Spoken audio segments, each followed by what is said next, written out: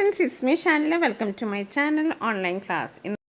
9ാം ക്ലാസ്സിലെ അടിസ്ഥാന പാഠാവലിയിലെ 3ാമത്തെ യൂണിറ്റാണ് നമ്മൾ ഇന്ന് ചർച്ച ചെയ്യുന്നത്. ഒരു കുടന്ന വെളിച്ചമായി എന്ന യൂണിറ്റിലെ 1ാമത്തെ പാഠമാണ് അജഗജാന്തരം.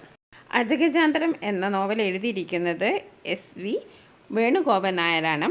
അജഗജാന്തരം എന്ന കഥ എന്തിനെക്കുറിച്ചാണ് പറയുന്നത്? വലിപ്പച്ചെറുപ്പങ്ങളെ താരതമ്യം ചെയ്യുന്നതിനായി സാധാരണ ഉപയോഗിക്കുന്ന ഒരു ശൈലിയാണ് അജഗജാന്തരം. ആടിൻ്റെ വലിപ്പക്കുറവും ആനയുടെ വലിപ്പവും ഇതിലൂടെ സ്ഥാപിക്കപ്പെടുന്നു. ആദ്യത്തെ ചോദ്യം നോക്കാം. ആനക്കാരനായ നാണുക്കുട്ടി ആടിനെ വാങ്ങി വളർത്താൻ തീരുമാനിച്ചപ്പോൾ നാട്ടിലും വീട്ടിലും ഉണ്ടായ പ്രതികരണങ്ങൾ എന്തൊക്കെയായിരുന്നു? നാണുക്കുട്ടി ആടിനെ വാങ്ങാൻ പോകുന്ന വിവരം അറിഞ്ഞപ്പോൾ തിരുമേനി, കാര്യസ്ഥൻ, അമ്മാവൻ, നാണുക്കുട്ടിയുടെ ഭാര്യ എന്നിവരാണ് അദ്ദേഹത്തോട് എതിർത്തത്. ആനയെ മേയ്ച്ചവൻ ആടിനെ മേയ്ക്കുമോ എന്ന് ചോദിച്ചു. നാണുക്കുട്ടിക്ക് ചിത്തഭ്രമമാണെന്ന് എല്ലാവരും പറഞ്ഞു. ജീവിക്കാൻ അറിയാത്തത് കൊണ്ടാണ് നാണുക്കുട്ടി ഇങ്ങനെ മണ്ടത്തരം ചെയ്യുന്നതെന്ന് അവർ പറഞ്ഞു. ഓരോരുത്തരോടും നാണുക്കുട്ടി അവർക്ക് തൃപ്തമാകുന്ന മറുപടി നൽകി. സ്വന്തം നിലനിൽപ്പ് ഭദ്രമാക്കി. തിരുമേനിയുടെ പ്രതികരണം സ്വന്തം നഷ്ടത്തിൽ നിന്നാണ്. കാര്യസ്ഥൻ്റെ പ്രതികരണം ഒരു ചങ്ങാതിയുടേതാണ്. അമ്മാവൻ്റെ പ്രതികരണം മകളെ കെട്ടിയവനെ ഭരിക്കാമെന്ന മോഹത്തിൽ നിന്നാണ്. ഭാര്യയുടെ പ്രതികരണം ഭർത്താവിന് എന്തോ സംഭവിച്ചു എന്ന അർത്ഥത്തിലാണ്. ഓരോരുത്തരും അങ്ങനെ പ്രതികരിക്കുകയാണ്. ആനയെ മേയ്ച്ചവൻ ആടിനെ മേയ്ക്കുമോ എന്ന് ചോദിച്ചു. നാണുക്കുട്ടിക്ക് മാനസിക വിഭ്രാന്തിയാണെന്ന് എല്ലാവരും പറഞ്ഞു. ജീവിക്കാൻ അറിയാത്തത് കൊണ്ടാണ് നാണുക്കുട്ടി ഇങ്ങനെ ഒരു മണ്ടത്തരം ചെയ്യുന്നത് പറഞ്ഞു. ഓരോരുത്തർക്കും അവരുടേതായിട്ടുള്ള മറുപടി നൽകി പിടിച്ചു നിന്നു. അപ്പോൾ ഇതേക്കുറിച്ചാണ് ആദ്യത്തെ ചോദ്യം. രണ്ടാമത്തെ ചോദ്യം നോക്കാം. പ്രവർത്തനം 2. ആനയ്ക്ക് പകരം ആടിനെ മേയ്ക്കാൻ നാണുക്കുട്ടി കണ്ടെത്തുന്ന യുക്തികൾ എന്തെല്ലാം? ഈ യുക്തികളോട് നിങ്ങൾക്ക് യോജിക്കാൻ കഴിയുന്നുണ്ടോ? ചർച്ച ചെയ്യുക.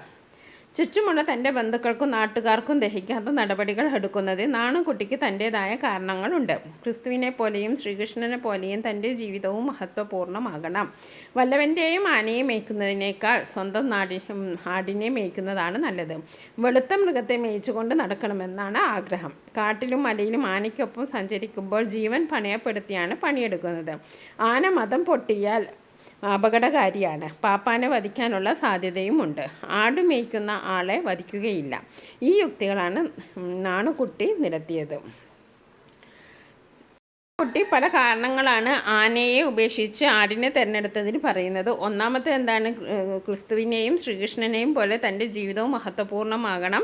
പിന്നെ വല്ലവൻ്റെയും ആനയെ മേയ്ക്കുന്നതിനേക്കാൾ നല്ല സ്വന്തമായിട്ടുള്ളൊരു ആടിനെ മേയ്ക്കുന്നതാണ്. പിന്നെ വെളുത്ത മൃഗത്തെ മേയ്ക്കണം എന്നാണ് ആഗ്രഹം. പിന്നെ ആനയെ കൂടെ കൊണ്ടു നടക്കുമ്പോൾ പലപ്പോഴും ആനയ്ക്ക് മദമിളകി പല അപകടങ്ങളും ഉണ്ടാവും. എന്തായാലും കൊല്ലാനൊന്നും വരില്ല. അതൊക്കെയാണ് ഈ യുക്തികളാണ് നാണുക്കുട്ടി നിരത്തിയത്. ഇനി അടുത്ത ചോദ്യം നോക്കാം. വകയിലൊരു മാതുലൻ രാമബാണമായി പാഞ്ഞു വന്നു. പുരുഷ അഷ്ടകലശം ചവിട്ടിക്കൊണ്ടായിരുന്നു വൃദ്ധൻ്റെ തുടക്കം. അടിവരയിട്ട പ്രയോഗങ്ങൾ കഥാസന്ദർഭത്തിന് നൽകുന്ന സവിശേഷാർത്ഥം കണ്ടെത്തി കുറിപ്പ് തയ്യാറാക്കുക. അപ്പോൾ ഇവിടെ രാമബാണമായി അഷ്ടകലശം എന്നതുകൊണ്ടൊക്കെ ഉദ്ദേശിക്കുന്നത് എന്താണ് എന്നാണ് ചോദിക്കുന്നത്.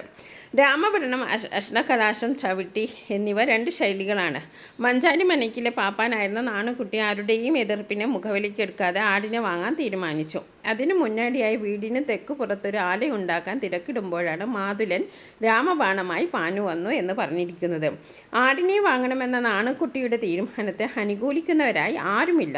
ഈ സന്ദർഭത്തിലാണ് സമൂഹത്തിൻ്റെ പ്രതികരണം എന്നോളം ശക്തിയും കൃത്യതയുമുള്ള മാതുലനാകുന്ന രാമബാണം കടന്നു വന്നത്. നാണുക്കുട്ടിയെ തീരുമാനത്തിൽ നിന്ന് പിന്തിരിപ്പിക്കാൻ മാതുലൻ സർവ്വ അടവും പ്രയോഗിച്ചു നോക്കി എന്നതാണ് അഷ്ടകലാശം ചവിട്ടി എന്ന ശൈലി കൊണ്ട് ഉദ്ദേശിക്കുന്നത്. പ്രവർത്തനം നോക്കാം. കൊലകൊമ്പൻ പത്മനാഭൻ്റെ മദം പൊട്ടിയപ്പോൾ തളച്ച നാണുക്കുട്ടി ആർക്കും മെരുങ്ങാത്ത കല്യാണിയെ പശുവിനെ പോലെ മെരുക്കി പൂരത്തിന് കൊണ്ടുപോയ നാണു. ചങ്ങല പിടിച്ച കൈകളിൽ കയറേന്തിയപ്പോൾ നാണുക്കുട്ടിക്ക് എന്തെന്നില്ലാത്തൊരു അനുഭൂതി, ഒരു മൃദുലത, ഒരു ലഘിമ. താണത്തി തുള്ളി തിന്നുന്ന അവൾക്കൊപ്പം എത്താൻ നാണുക്കുട്ടിക്ക് പഴയ ആന നട ഉപേക്ഷിച്ച് പുതിയൊരു നടത്തം ശീലിക്കേണ്ടി വന്നു. ഇത്തരം വാക്യങ്ങൾ കഥാപാത്ര സൃഷ്ടിക്ക് നൽകുന്ന മിഴിവ് വ്യക്തമാക്കി കഥാപാത്ര നിരൂപണം തയ്യാറാക്കുക. അപ്പോൾ നാണുക്കുട്ടിയെക്കുറിച്ചുള്ള കഥാപാത്ര നിരൂപണം തയ്യാറാക്കാനാണ് പറഞ്ഞത്. മഞ്ചാടി മനയ്ക്കിലെ ആനപ്പാപ്പനാണ് നാണുക്കുട്ടി. അയാൾക്ക് പെട്ടെന്ന് തോന്നിയ ഒരു തോന്നലിൽ നിന്നാണ് കഥ ആരംഭിക്കുന്നത്. ആനയെ വിട്ട് ഇനി ഒരാടിനെ മേയ്ക്കണം എന്നായിരുന്നു അയാളുടെ മോഹം. ഒട്ടേറെ ആനകളുള്ള മഞ്ചാടി മനയ്ക്കിലെ പാപ്പാൻ എന്ന സ്ഥാനം സമൂഹത്തിൽ അയാൾക്ക് വലിയ മതിപ്പ് നൽകിയിരുന്നു. അത് കഴിഞ്ഞ് ആടിനെ മേയ്ക്കാനായി മാറുക എന്ന അയാളുടെ ലളിത മോഹം അംഗീകരിക്കാൻ മനയ്ക്കിലെ തമ്പുരാൻ മുതൽ തൻ്റെ ഭാര്യ ഉൾപ്പെടെ ആർക്കും കഴിഞ്ഞില്ല. എങ്കിലും എങ്കിലും ആ മോഹം നാണുക്കുട്ടിക്ക് കൂടിക്കൊണ്ടേയിരുന്നു. നാട്ടുകാരുടെ എതിർപ്പ് അയാൾ മുഖവിലേക്ക് എടുത്തില്ല. ബന്ധുക്കളെ ഓരോരുത്തരെയും ഭാഗമായ കാരണങ്ങൾ നിരത്തി അയാൾ അനുനയിപ്പിച്ചു. അങ്ങനെ നാണുക്കുട്ടി ലക്ഷണമൊത്ത ഒരാടിനെ സ്വന്തമാക്കി. താൻ ചെയ്യുന്ന കർമ്മത്തിനോടുള്ള അഭിവാഞ്ചയും അതിൽ നിന്ന് ലഭിക്കുന്ന ആനന്ദവും നാണുക്കുട്ടിയെ സംതൃപ്തരാക്കി. ശീലിച്ച എല്ലാ രീതികളും ആടിനൊപ്പം നടക്കുമ്പോൾ മാറ്റിയേ മതിയാവൂ. ആന നടക്കുമ്പോൾ ഗമയിൽ അതിനോടൊപ്പം നടന്നാൽ മതി. എന്നാൽ ആടിനെയും കൊണ്ട് അങ്ങനെ നടക്കാനാവില്ല. ആന മേയ്ക്കലിൽ നിന്ന് ആട് മേയ്ക്കലിലേക്കുള്ള മാറ്റം അയാളുടെ ജീവിതത്തിലും വളരെയേറെ മാറ്റമുണ്ടാക്കുന്നു. അയാൾക്ക് ശാന്തിയും സമാധാനവും അനുഭവപ്പെടുന്നു. ജീവിതം പുതിയ വഴിയെ സഞ്ചരിക്കുന്നു. സ്വന്തം സന്തോഷവും സമാധാനവുമാണ് പ്രധാനം. ഓരോരുത്തരും അവനവൻ്റെ ലക്ഷ്യമാണ് പിന്തുടരേണ്ടത്. മറ്റുള്ളവർ പറയുന്ന അനുസരിച്ച് ജീവിച്ച സന്തോഷവും സമാധാനവും കണ്ടെത്താൻ സാധിക്കുകയില്ല. നാണുക്കുട്ടി എന്ന ആനക്കാലിലൂടെ ചില ജീവിത സത്യങ്ങളാണ് കഥാകൃത്ത് വെളിപ്പെടുത്തുന്നത്. സന്തോഷവും സമാധാനവും നൽകുന്ന തിരഞ്ഞെടുപ്പുകൾ ആണ് നാം ജീവിതത്തിൽ നടത്തേണ്ടത് എന്ന് നമുക്ക് മനസ്സിലാക്കി തരുന്നു. ഇനി അടുത്ത ചോദ്യം നോക്കാം. യുഗാന്തരങ്ങൾ തോറും സമാധാനത്തിൻ്റെ ദൂതന്മാർ പിറക്കാനും വളരാനും തൊഴുത്ത് തേടിയത് വെറുതെയാണ്. കഥാന്ത്യം നൽകുന്ന സൂചനകൾ എന്തെല്ലാം? അവ കഥയുടെ ഭാവതലത്തെ എങ്ങനെ സ്വാധീനിക്കുന്നു? എഴുതുക. കാലിത്തൊഴുത്തിൽ പിറന്ന ശാന്തിയുടെ പ്രവാചകനായ യേശുവും കാലി മേയിച്ചു നടന്ന ധർമ്മ സന്ദേശം പകർന്ന ശ്രീകൃഷ്ണനുമെല്ലാം ഭൂമി പിറന്ന സമാധാന ദൂതന്മാരാണ്. അങ്ങനെ വിലയിരുത്തുമ്പോൾ ആട് സമാധാനത്തിൻ്റെയും ശാന്തിയുടെയും പ്രതീകമാണ്.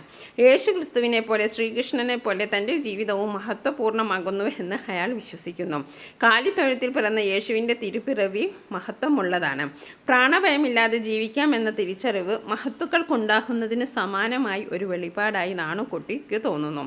പാപ്പാൻ്റെ ജോലി ഉപേക്ഷിക്കാനുള്ള തൻ്റെ തീരുമാനം ഏറ്റവും ശരിയാണെന്ന് ഉറപ്പിക്കാൻ ഈ ചിന്ത അയാൾക്ക് സഹായകമാകുന്നു.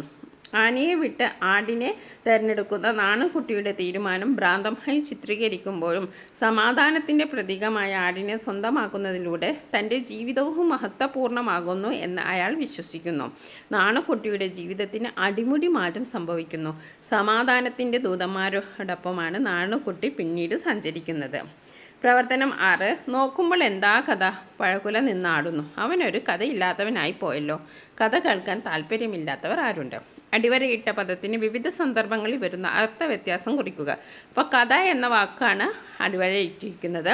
അപ്പം നമുക്ക് 3 സന്ദർഭങ്ങളിൽ ഉപയോഗിച്ച കഥയുടെ അർത്ഥങ്ങൾ നോക്കാം. 3 വാക്യങ്ങളിലും കഥ എന്ന പദം വ്യത്യസ്തമായ അർത്ഥത്തിലാണ് പ്രയോഗിച്ചിരിക്കുന്നത്.